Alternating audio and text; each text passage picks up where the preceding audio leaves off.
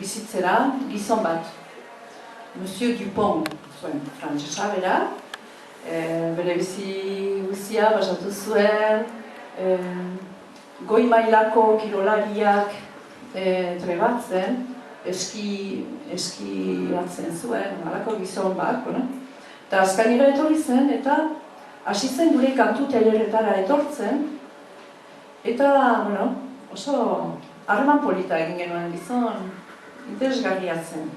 80 bat urte zituela, ja gaixotzen ez gutxitzen hasi zen, eta adinak jota, noski. Eta kontatu zigun bere ametsa zein zen. Bere ametsa zen, hilko zelarik, larrun bendira, kaskora, eraman genezan guk gorpua saiek jandezaten, putrek. Eta,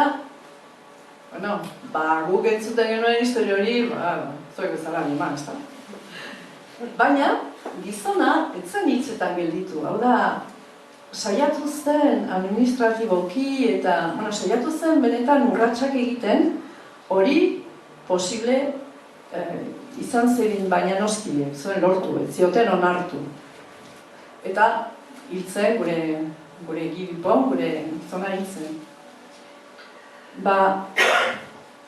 Ehortzi zuten egunean, Azkaingo herriko plazan antxe, Eliza aurrean, nik eta hanginenok, lekukoak badira, inoiz ikusi ez genuen saldoa hurbildu zen. Karagarrizko sai pila igoten dira, larrunaldean eta ikusten dira, baina etorri ziren eta Eliza gainean sekulakoak, eta guk historia hori ezagutzen genuenok, elkarri begira gelditu ginen, hau zer da? Ara? Hau da, gertatu zena.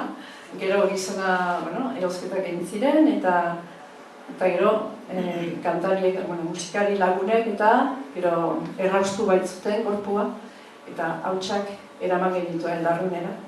Eta, gutxienez, hautsekin konformatu behar izan zuten, saia, baina.